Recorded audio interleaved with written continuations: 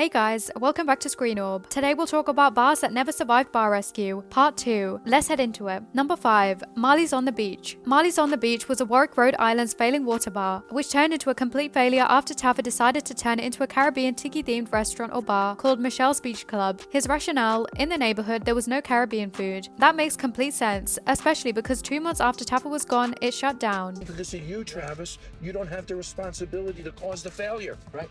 Number 4. Kashmir. This episode is best known for the crazy, drunk, overcompensating bar manager of a bar named Kashmir, who was constantly hammered and kept screaming all in his catchphrase. Jewel Ultra nightclub was renamed the Raleigh, North Carolina bar and closed in May 2014. Taffer was blamed for failing to understand the demo of the city in which they were, which they said put the nail in their coffin. Listen, Taffer knows the science of bars. These people know how to run a business on the ground. Who can you blame? James is taking advantage of Brandon, and Brandon's letting him do it. He sits on a bar stool like a wimp.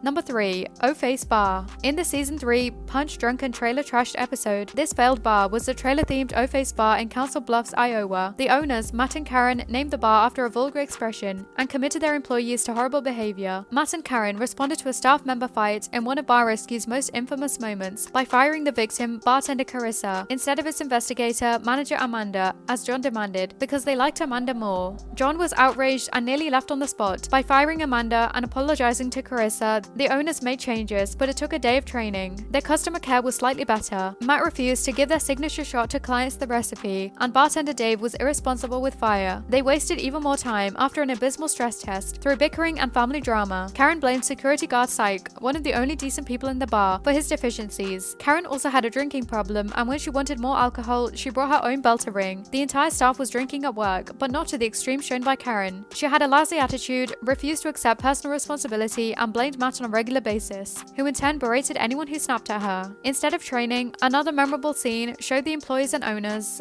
while John and his experts waited in vain at the bar. John had to go to the back room, break up the battle, and list every action that led to his decision to declare their bar unworthy of rescue. His background check of the staff, which revealed evidence of criminal acts, a video of Matt slapping Dave, and offering Syke a raise to throw him through a window, was the final straw for John. Matt didn't show remorse. For people with such a lack of morality and professionalism, John refused to engage with or risk his reputation.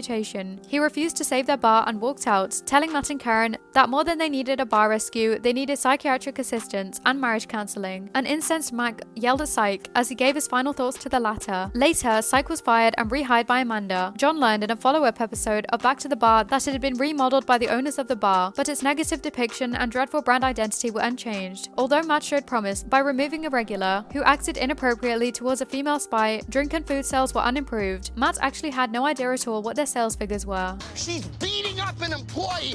Why aren't you upset? This girl will bury you. Fire her ass. Number 2. Havana Cabana. Behind the Rocky Point Cantina, the brilliant bar owner thought heavy metal would bring in the college kid crowd in Tempe, Arizona. Unfortunately, despite its new rhymey name, Havana Cabana, it didn't. Idea by Taffers, with Havana Cabana Cuban food. What an Arizona college student doesn't like is classic Cuban cuisine. That didn't sit well at all. On top of that, with all the renovations, the city hammered the establishment for not adhering to construction codes. If we created that feeling of luxury, coziness, comfort, in that environment, Chef. Number 1. South Park Bar and Grill. Originally the pilot for Bar Rescue, the South Park Bar and Grill in Montclair, New Jersey, was finally aired this past season. The bar was a train wreck, with the city itself not wanting to give them back their license for liquor after they lost it. Guest V Bar has never had a chance. Among these things, they were busted for illegal drug use on the premises. The best thing Taffer could have done was use a bulldozer to wipe this place out. This place is a complete disaster. It's filthy, it's uninviting, they need help. What do you think about these bars? Do you think it's Taffer's fault that they didn't survive Bar Rescue? Let us know in the comment section. This brings us to the end of our video. I hope you enjoyed it. Hit like if you did, and don't forget to subscribe to our channel so you don't miss out on any of our videos in the future. Also, watch the 2 videos that are on your screen because I'm sure you'll love them. With that, I'll see you in the next video.